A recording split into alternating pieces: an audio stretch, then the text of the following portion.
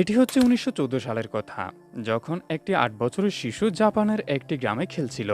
তখনই সে ৪ চাকাতে চলমান একটি মেশিন দেখে। এটি ফোর্ডের মডেল টি ছিল, যা থেকে এই বাচ্চাটি অবাক হয়েছিল। এটি সেদিন ছিল যখন এই ৮ বছরের বাচ্চার গাড়ি আর মেকানিক্যাল যন্ত্রাংশের প্রতি ভালোবাসা জন্মায়। বাচ্চাটির নাম ছিল সোচাইরো হোন্ডা। আর এই কথাটি কারোই জানা ছিল না যে ভবিষ্যতে এর নাম আমরা ছোট বড় সকল গাড়িতেই দেখতে পাব। মিষ্টি টিভিতে আরেকবার স্বাগতম। সুপ্রিয় দর্শকবৃন্দ, ১৯০৬ সালে জাপানের মাউন্ট ফজির নিকটে একটি ছোট গ্রামে সোচাইরো হোন্ডার জন্ম হয়। তার পিতা কামারের কাজের পাশাপাশি পার্ট টাইম সাইকেল মেরামতের কাজও করত। হোন্ডারা ৫ ভাইবোন ছিল, যারা প্রথমে কোনো এক অজানা রোগে মারা গিয়েছিল। তাই তার মা বাবার অনেক আশা ছিল হোন্ডার উপর, কিন্তু তার পড়ালেখার সাথে কোনো যোগাযোগ ছিল না। তার পরিবর্তে সে তার বাবার সাথে সাইকেল মেরামতের কাজকে খুব মনোযোগ দিয়ে শিখতে লাগে।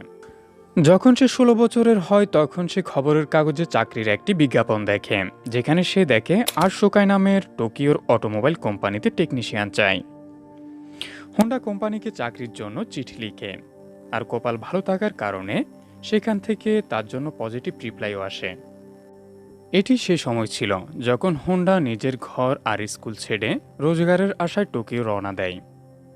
হোন্ডার স্বপ্ন তো সে সময় ভেঙে যায় যখন টোকিওতে আর শোকায় পৌঁছায়। কোম্পানির মালিক হোন্ডাকে দিয়ে পরিষ্কার পরিচ্ছন্ন কর্মীর কাজ করায়। এছাড়াও তাকে দিয়ে শিশু দেখাশোনার কাজও করানো হতো। হোন্ডা বেচারা করবে তো করবে কি? একদিকে সে তার ঘর আর মা বাবাকে ছেড়ে চলে এসেছে, তো অপরদিকে তাকে দিয়ে ফালতু কাজ করানো হচ্ছে। হোন্ডা নিজের গ্রামে ফিরে যেতেও লজ্জা পাচ্ছিল, কেননা সে নিজের মা বাবার সামনাসামনি হবার সাহস পাচ্ছিল না। এটি কারণ ছিল আরও কয়েক মাস সে সেখানে নিজের অনিচ্ছাতেই কাজ করার। কিছু মাস পর আটশোকাইয়ের মালিক হোন্ডাকে ওয়ার্কশপের কাজ দেওয়া শুরু করে। হোন্ডা শুরু থেকে এই কাজ বেশ মনোযোগী ছিল, যার কারণে সে খুব সহজেই সকল কিছু বুঝে যেত। কয়েক মাসে সে অনেক ধরনের গাড়ি এবং অনেক ধরনের পার্টস সম্পর্কে জেনে গিয়েছিল। এর ফলশ্রুতিতে সে ২টি স্পোর্টস কারও বানিয়ে ফেলে, যার মধ্যে প্রথম গাড়ি আর্ট ড্যামলার আর দ্বিতীয় গাড়ি কার্টিজ।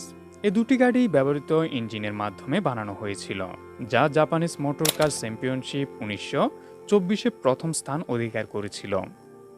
হোন্ডা এখনও একজন ভালো মেকানিক ছিল, তবে প্রতিযোগিতায় সে ড্রাইভারের সাথে ইঞ্জিনিয়ারের ভূমিকাও পালন করেছে। এটি সে ইভেন্ট ছিল যার পর সোচাইরো হোন্ডা মোটর স্পোর্টসকে নিজের ধর্মে রূপান্তরিত করে। এরপর অনেক বছর ধরে সে আটশোকায় চাকরি করতে থাকে এবং সে নিজের অভিজ্ঞতাও বাড়াতে থাকে। ১৯২৮ সালে তার ২২ বছর বয়সে তার মালিক আটশোকায় এর আরেকটি শাখা খোলার সিদ্ধান্ত নেয়। এই শাখাটি হামামাৎসু শহরে ছিল, যেটিকে পরিচালনার জন্য মালিক হোন্ডাকে দায়িত্ব দিয়ে সেখানে পাঠিয়ে দেয়। হোন্ডা আটশোকায়ের এই নতুন শাখাকে একজন মাত্র শ্রমিক দিয়ে শুরু করে, তবে মাত্র ২ বছরের মাথায় এখানে ৩০ জন শ্রমিকের কাজের জায়গা হয়। হোন্ডা এখন একজন অভিজ্ঞ মেকানিক আর রেসিং ড্রাইভার হয়ে ওঠে। সে নিজের দক্ষতাকে কাজে লাগিয়ে মালিকের জন্য একটি স্পোর্টস কার্স ডিজাইন করে। এই গাড়িটি ১২০ কিলোমিটার প্রতি ঘন্টা গতিতে চলতে পারত, যা পুরনো সকল রেকর্ড ভেঙে দিয়েছিল। এই রেকর্ড পরবর্তী ২০ বছর পর্যন্ত জাপানের সর্বোচ্চ রেকর্ড ছিল। আটশোকায়ের মালিকের মনে হোন্ডার জন্য আলাদা সম্মান এবং স্নেহ সৃষ্টি হয়। হোন্ডা নিজের একটি ওয়ার্কশপ খুলতে চেয়েছিল, তবে ভাগ্য তার সাথে ধোঁকা দেয়। ১৯৩৬ সালে রেসিংয়ের মাধ্যমে হোন্ডার সাথে একটি ভয়ঙ্কর দুর্ঘটনা ঘটে যায়। এই অ্যাক্সিডেন্টে তার প্রাণ বেঁচে গেলেও তার বাম হাত পুরোপুরি ভেঙে যায়, শোল্ডার তার জায়গা থেকে নড়ে যায়, চেহারায় প্রচুর আঘাতের চিহ্ন পড়ে যায়। সে নিজের জীবন সেখানে শেষ হয়ে যেতে দেখতে পারছিল। না তো সে মেকানিকের কাজ করতে পারত, আর না তো রেসিংয়ে অংশগ্রহণ করতে। অনেক মাস পর সে যখন আবারও সুস্থ হয়ে যায়, তখন আটশোকায়ের মালিকের কাছে আবেদন জানায় যে সে আর এই রিপেয়ারিংয়ের কাজ করতে পারবে না। এর সাথে সে মালিককে আরও বলে কেননা সে স্পেয়ার পার্টস বানানোর জন্য একটি আলাদা কোম্পানি খুললে কেমন হয়। তবে আটশোকায়ের স্টেক হোল্ডার হোন্ডার এই পরিকল্পনাকে রিজেক্ট করে দেয়। তারা এমনিতে লাভবান ছিল, কেউই চাচ্ছিল না নতুন ঝুঁকি নিতে। তখনই হোন্ডার সিদ্ধান্ত নেয় পার্টস ম্যানুফ্যাকচারিংয়ের কোম্পানি সে একাই খুলবে। ১৯৩৬ সালে ২৩ বছর বয়সে সে নিজের বন্ধুর সাথে একত্রে টোকাইসেকি হেভি ইন্ডাস্ট্রি শুরু করে। সে নিজের বন্ধু সোচাইরো কাটোকে তার প্রেসিডেন্ট বানিয়ে দেয়। কোম্পানি তো সে তৈরি করে ফেলেছিল, তবে হোন্ডার কাছে এটিকে চালানোর জন্য কোনো পুঁজি বা বিনিয়োগ ছিল না। সে দিনে আশোকায়ের কোম্পানিতে কাজ করত, আর রাতে নিজের কোম্পানির জন্য নিজে ইঞ্জিন পিস্টন বানানোর চেষ্টা করত। সামনের কয়েক মাস সে একই রুটিন অনুযায়ী কাজ করতে থাকে, তবে এতে তার কোনো সফলতা দেখা যাচ্ছিল না। উল্টো সে লাগাতার দিনরাত কাজ করার জন্য দুর্বল হয়ে যাচ্ছিল। একের পর এক ব্যর্থতা তার রাস্তা আটকে দিচ্ছিল। তখন সে মেটালার্জিতে জ্ঞান আহরণ করার জন্য একটি ইউনিভার্সিটিতে অ্যাডমিশন নিয়ে নেয়। 1939 সালে 3 বছরের লাগাতার পরিশ্রমের পর শেষ পর্যন্ত সে একটি পিস্টন বানাতে সক্ষম হয়।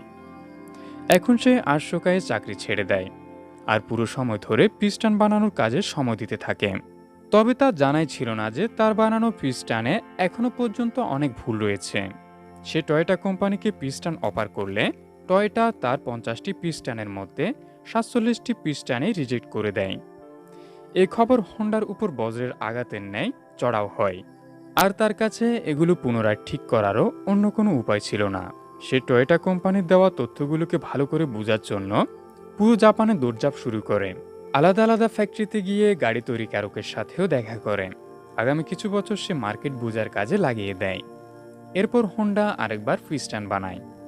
এবার এই পিস্টন সকল কোম্পানির কোয়ালিটি কন্ট্রোল ধাপ পাশ করে। এরপর তার কাছে বিভিন্ন জায়গা থেকে অর্ডার আসা শুরু করে, আর আরেকবার হোন্ডার নিজের স্বপ্ন পূরণের আশা পুনরায় জেগে ওঠে। অর্ডার পূরণ করার জন্য তার কোম্পানি 2000 শ্রমিক ভাড়া নেয়। হোন্ডার এই খুশি শুধু কয়েক মাসের জন্যই ছিল।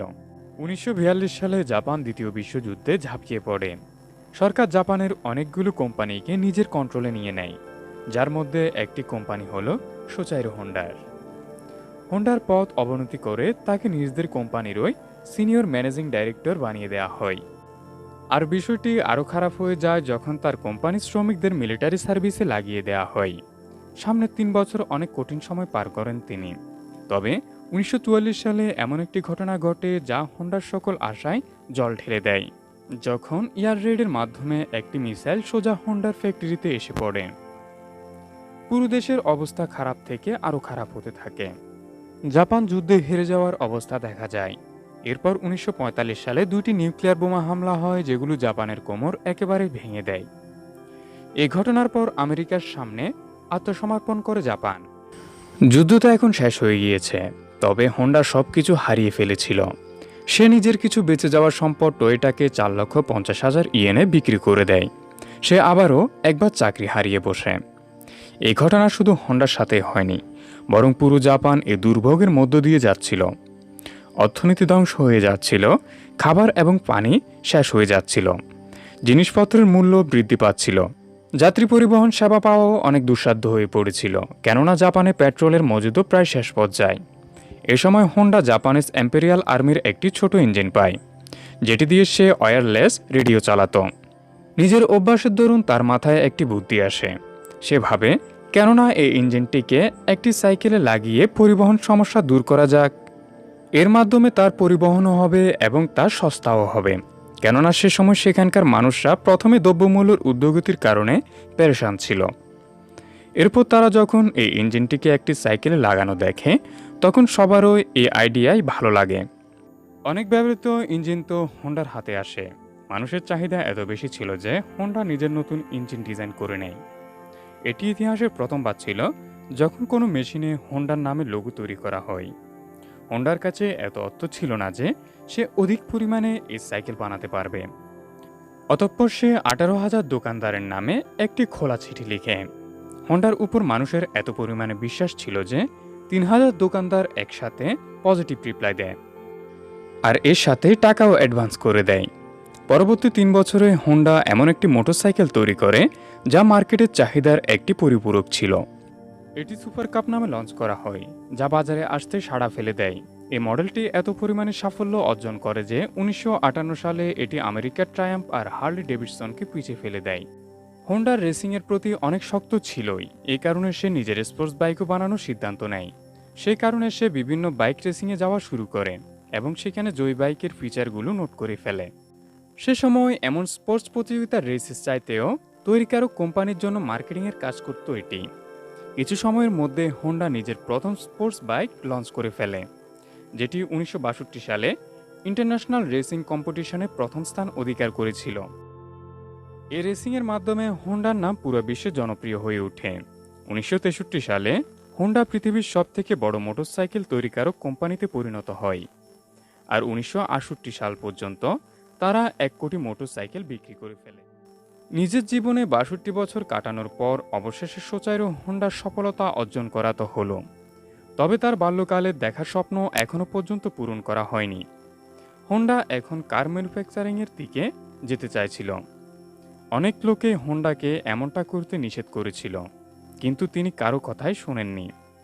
সে সময় জাপানে অলরেডি টয়োটা আর নিসানের মতো কোম্পানি নিজেদের ব্যবসা জাগিয়ে বসেছিল। সেখানে বাজারে নিজের জায়গা তৈরি করা অনেক কষ্টকর ছিল। হোন্ডা নিজের প্রথম পিকআপ ট্রাক T360 লঞ্চ করেছিল, যেটি কিনা ব্যর্থ হয়। এরপর স্পোর্টস কার S500 লঞ্চ করা হয়, যা শুধু 1300 পিস বিক্রি হয়। অনেক বছরের পরিশ্রম আর অনেকগুলো ডিজাইন রিজেক্ট হওয়ার পর পরিশেষে 1972 সালে হোন্ডা সিভিক লঞ্চ করা হয়। এটি হলো সেই গাড়ি, যে গাড়ির নতুন মডেল আজ পর্যন্ত পৃথিবীতে জনপ্রিয়। 1980 সালে হোন্ডা মোটরস জাপানের তৃতীয় ম্যানুফ্যাকচারিং কোম্পানি হয়ে ওঠে, আর শুধুমাত্র 10 বছরে এটি পৃথিবীর তৃতীয় বৃহত্তম কোম্পানি হয়ে যায়। আজ হোন্ডার নাম আমরা cars, motorcycle, boat engine, plane engine আর ডজন পাওয়ার যন্ত্রে দেখতে পাই। সোচারো হোন্ডা সিভিকে লঞ্চ হওয়ার পরবর্তী বছর অর্থাৎ 1973 সালে নিজের কোম্পানি থেকে রিটায়ার নিয়ে নেয়, আর 5ই আগস্ট 1991 সালে তিনি এই পৃথিবীর মায়া ত্যাগ করেন।